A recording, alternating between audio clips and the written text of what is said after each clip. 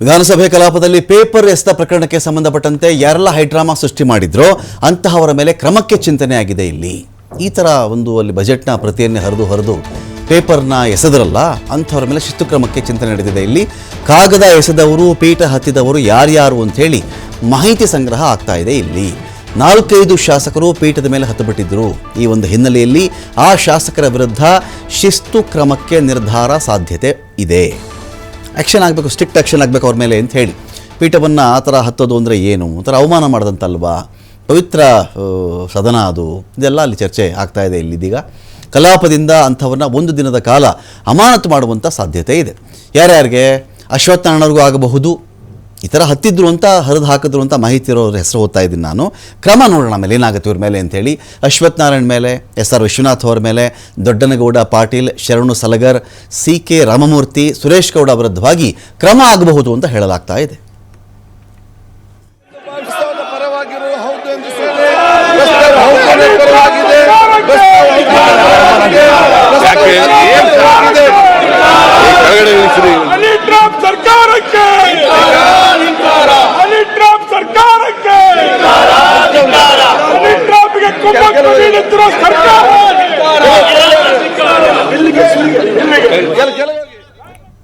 ಇದೀಗ ಶಿವಕುಮಾರ್ ಜೋಹಳಿ ಇದ್ದಾರೆ. ಶಿವಕುಮಾರ್ ಜೋಹಳಿ, ಮುಸ್ಲಿಂ ಮೀಸಲಾತಿ ವಿಚಾರದ ಪ್ರಸ್ತಾಪ ಆದಾಗ ಸಿದ್ದರಾಮಯ್ಯನವರು ಅದರ ಬಗ್ಗೆ ಮಾತನಾಡ್ತಾ ಇದ್ದಾಗ ಈ ಗಲಭೆ ಅಥವಾ ಈ ಥರ ಬಜೆಟ್ ಪ್ರತಿ ಹರಿದು ಹಾಕೋದು ಶುರುವಾಯಿತಾ, ಅಥವಾ ಹನಿ ಟ್ರ್ಯಾಪ್ ನೆನ್ನೆ ರೂಲಿಂಗ್ ಪಾರ್ಟಿಯವರೇ ಎದ್ದು ಮಾತಾಡಿದ್ರು ಕೂಡ ಈ ಹನಿ ಟ್ರ್ಯಾಪ್ ವಿಚಾರಕ್ಕೆ ಒಂದು ಪ್ರತಿಪಕ್ಷವಾಗಿ ಸಮರ್ಥವಾಗಿ BJP ಏನೋ ಮಾತಾಡ್ತು ಅಂತ ಅನ್ನಿಸ್ಲಿಲ್ಲ. ದೊಡ್ಡ ಮಟ್ಟದಲ್ಲಿ ಏನೋ ಆಗುತ್ತೆ ಅಂತ ಎಕ್ಸ್ಪೆಕ್ಟ್ ಮಾಡಲಾಗಿತ್ತು. ಅದು ಸೇರಿಸ್ಕೊಂಡು ಇವತ್ತು ಹನಿ ಟ್ರ್ಯಾಪ್ ಪ್ಲಸ್ ಮುಸ್ಲಿಂ ಮೀಸಲಾತಿ 2 ವಿಚಾರದ ಬಗ್ಗೆ ಇಷ್ಟು ಗದ್ದಲ ಆಯ್ತಾ ಇಲ್ಲಿ ಅಂತ?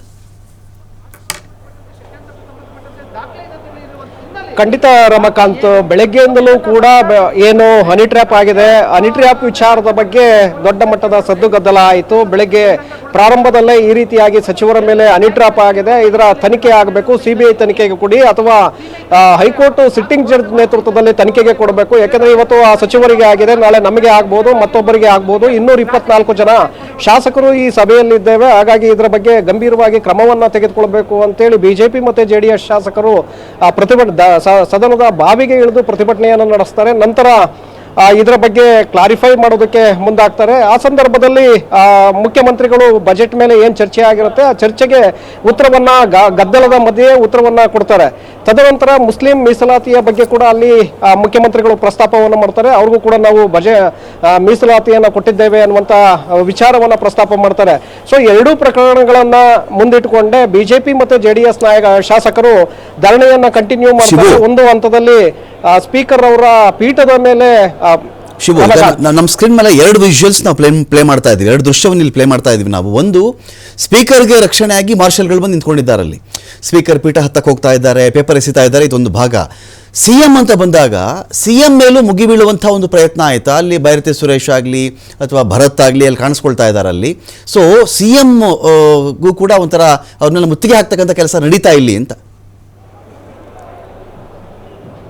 ಖಂಡಿತ ರಮಕಾಂತ್, ಒಂದು ಕಡೆ ಸ್ಪೀಕರ್ ಅವರ ಪೀಠದ ಮೇಲೆ ಬಜೆಟ್ನ ಪ್ರತಿಗಳು ಏನಿರುತ್ತೆ ಆ ಪೇಪರ್ಗಳನ್ನು ಹರಿದು ಅದರ ಮೇಲೆ ಎಸಿತಾರೆ, ಮತ್ತೆ ಪೀಠದ ಮೇಲ್ಗಡೆ ಕೂಡ ಹತ್ತುತ್ತಾರೆ.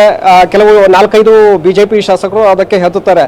ನಂತರ ಮುಖ್ಯಮಂತ್ರಿಗಳ ಕಡೆ ಕೂಡ ತಿರುಗಿ ಅವರು ಘೋಷಣೆಗಳನ್ನು ಕೂಗ್ತಾರೆ. ಆ ಸಂದರ್ಭದಲ್ಲಿ ಮುಖ್ಯಮಂತ್ರಿಗಳು ಮಾರ್ಷಲ್ಸ್ಗಳನ್ನು ಕರೀತಾರೆ, ನೀವು ಇವರನ್ನು ಹೊರಗಡೆ ಹಾಕಿ ಅಂತೇಳಿ ಅವರು ಹೇಳ್ತಾರೆ. ಆದರೆ ಸ್ಪೀಕರ್ ಅವರು ಕೈ ಸನ್ನೆ ಮೂಲಕ ಈಗ ಬೇಡ, ತಾಳ್ಮೆ ಇರಲಿ, ನಾನು ಮಾಡ್ತೇನೆ ಅನ್ನುವಂಥ ಒಂದು ಕೈ ಸನ್ನೆಯನ್ನು ಮಾಡ್ತಾರೆ. ಸೊ ಅದು ಆದ ನಂತರ ಕೂಡ BJP ಮತ್ತು JDS ಶಾಸಕರು ಆಕ್ರೋಶಗಳನ್ನು ವ್ಯಕ್ತಪಡಿಸ್ತಾರೆ, ಪೇಪರ್ಗಳನ್ನು ಎಸೆಯೋದನ್ನು ಕಂಟಿನ್ಯೂ ಮಾಡ್ತಾರೆ. ಈ ಒಂದು ವಿಚಾರದಲ್ಲಿ ನಾವು ಅಂತಿಮವಾಗಿ ನೀವು ಒಂದು ನಿರ್ಧಾರವನ್ನು ತೆಗೆದುಕೊಳ್ಳದ ಹೊರತು ನಾವು ಧರಣಿಯನ್ನು ಕೈ ಬಿಡೋದಿಲ್ಲ ಅಂತೇಳಿ ಅವರು ಪಟ್ಟನ್ನು ಹಿಡಿತಾರೆ. ಅದರ ನಡುವೆ ಕೂಡ ಸ್ಪೀಕರ್ ಅವರು ಈ ಒಂದು ಘರ್ಷಣೆ ಆಗ್ತಾ ಇದ್ರು ಕೂಡ ಕೆಲವು ಬಿಲ್ಗಳನ್ನು ಅಂಗೀಕಾರ ಮಾಡಲಾಗತ್ತೆ, ಮಂಡನೆ ಮಾಡಲಾಗತ್ತೆ, ನಂತರ ಅದನ್ನು ಅಂಗೀಕರಿಸಲಾಗತ್ತೆ. ತದನಂತರ ಈಗ ಕಲಾಪವನ್ನು ಮಧ್ಯಾಹ್ನಕ್ಕೆ ಈಗ ಮುಂದೂಡಿಕೆ ಮಾಡಿದ್ದಾರೆ. ಈಗ ಭೋಜನದ ನಂತರ ಕಲಾಪ ಪ್ರಾರಂಭ ಆಗ್ತಿದ್ದಾಗೆ ಮತ್ತೆ BJP ಮತ್ತು JDS ಶಾಸಕರು ಮತ್ತೆ ಧರಣಿಯನ್ನ ಕಂಟಿನ್ಯೂ ಮಾಡ್ತಾರೆ. ಈ ಬಾರಿ ಅಮಾನತಾಗುವಂತ ಚಾನ್ಸಸ್ ಏನಾದರೂ ಇದೆಯಾ ಶಿಸ್ತು ಕ್ರಮದ ರೂಪದಲ್ಲಿ? ರಮಕಾಂತ್ 4-5 ಜನರನ್ನ ಒಂದು ದಿನದ ಮಟ್ಟಿಗೆ ಅಮಾನತು ಮಾಡಬೇಕು ಅನ್ನುವಂತ ನಿರ್ಧಾರವನ್ನ ಸ್ಪೀಕರ್ ಅವರು ತೆಗೆದುಕೊಂಡಿದ್ರು. ಸದನದ ಏನು ನಂತರದಲ್ಲಿ ಸಭೆ ನಡೆಯುತ್ತೆ, ಆ ಸಭೆಯಲ್ಲಿ ಅವರು ನಿರ್ಧಾರವನ್ನ ತೆಗೆದುಕೊಂಡಿದ್ರು. ಆದ್ರೆ ಸ್ಪೀಕರ್ ಅವರು ಈಗ ಹೇಳ್ತಾ ಇರುವಂತದ್ದು ಯಾವುದೇ ಕ್ರಮವನ್ನ ಈಗ ತೆಗೆದುಕೊಳ್ಳೋದಿಲ್ಲ, ಇದನ್ನ ನಾವು ಇಟ್ಟಿರ್ತೇವೆ, ದಾಖಲೆಯನ್ನ ಇಟ್ಟಿರ್ತೇವೆ, ಮುಂದಿನ ಅಧಿವೇಶನದ ಸಂದರ್ಭದಲ್ಲಿ ಏನಾದರೂ ಇದೇ ರೀತಿಯಾದಂತಹ ವಾತಾವರಣ ನಿರ್ಮಾಣ ಆಗಿದ್ದೇ ಆದ್ರೆ ಆಗ ನಾವು ಕ್ರಮವನ್ನ ತೆಗೆದುಕೊಳ್ತೇವೆ ಅಂತೇಳಿ ಸ್ಪೀಕರ್ ಅವರು ಈಗ ಹೇಳಿದ್ದಾರೆ. ಸೊ ಹಾಗಾಗಿ ಇವತ್ತು ಮೊದಲಿಗೆ ಸಭೆಯಲ್ಲಿ ನಿರ್ಧಾರ ಮಾಡಿದ್ದು 4-5 ಜನ ಶಾಸಕರನ್ನ ಒಂದು ದಿನದ ಮಟ್ಟಿಗೆ ಅಮಾನತು ಮಾಡಬೇಕು ಅಂತೇಳಿ. ಇವತ್ತು ಯಾಕೆಂದ್ರೆ ಕೊನೆಯ ದಿನ, ಇನ್ನು ಉಳಿದಿರುವಂತದ್ದು ಕೇವಲ 3-4 ಗಂಟೆಗಳು ಮಾತ್ರ. ಸೊ ಹಾಗಾಗಿ ಇವತ್ತು ಮಾಡಿದ್ರು ಆ 3-4 ಗಂಟೆಗಳ ಕಾಲ ಆ ಶಾಸಕರು ಸದನದ ಒಳಗಡೆ ಬರೋದಕ್ಕೆ ಅವಕಾಶ ಇರೋದಿಲ್ಲ, ಅವರು ಹೊರಗಡೆ ಇರಬೇಕಾಗತ್ತೆ ಅಷ್ಟೇ. ಸೊ ಆದ್ರೆ ಈಗ ಕ್ರಮವನ್ನ ತೆಗೆದುಕೊಳ್ಳೋದಿಲ್ಲ ಅನ್ನುವಂಥದ್ದನ್ನ ಅವ್ರು ಹೇಳ್ತಾ ಇರೋದ್ರಿಂದ ಸಹಜವಾಗಿ ಅನುಮಾನಗಳು ಕೂಡ ಇದೆ. ಅವರು ಸದನದ ಒಳಗಡೆ ಏನಾದರೂ ಅಮಾನತನ್ನ ಮಾಡ್ತಾರ ಅಥವಾ ಮುಂದಿನ ಬಾರಿ ಈ ರೀತಿ ಆಗದೆ ಮಾಡಿದ್ದೇ ಆದ್ರೆ ಆ ಸಂದರ್ಭದಲ್ಲಿ ನಾವು ಕ್ರಮವನ್ನ ತೆಗೆದುಕೊಳ್ಳೋಣ ಅನ್ನುವಂತ ಬಿಟ್ಟಿರುವಂತದ್ದು. ಕೆಲವು ಸಿಡಿ ಶೋ ಮಾಡಿದಾರಲ್ಲಿ ಸದನದಲ್ಲಿ ಸಿಡಿ ತೋರಿಸಿದ್ದಾರೆ, ಏನಿದೆ ಕಥೆ ಅಂತ. ಹನಿ ಟ್ರ್ಯಾಪ್ಗೆ ಸಂಬಂಧಪಟ್ಟಂತೆ ರಮಕಾಂತ್ ಹನಿ ಟ್ರ್ಯಾಪ್ಗೆ ಸಂಬಂಧಪಟ್ಟಂತೆ ಇದನ್ನ ಸಿಬಿಐ ತನಿಖೆಗೆ ಕೊಡಬೇಕು. ಯಾಕಂದ್ರೆ ಇವತ್ತು ಸಚಿವರೇ ಹೇಳಿದ್ದಾರೆ ನನ್ನ ಮೇಲೆ ಈ ರೀತಿಯಾದಂತಹ ಪ್ರಯತ್ನ ಆಗಿದೆ ಅನ್ನುವಂಥದ್ದನ್ನ ಅವರು ಸದನದ ಒಳಗಡೆ ಹೇಳಿದ್ದಾರೆ.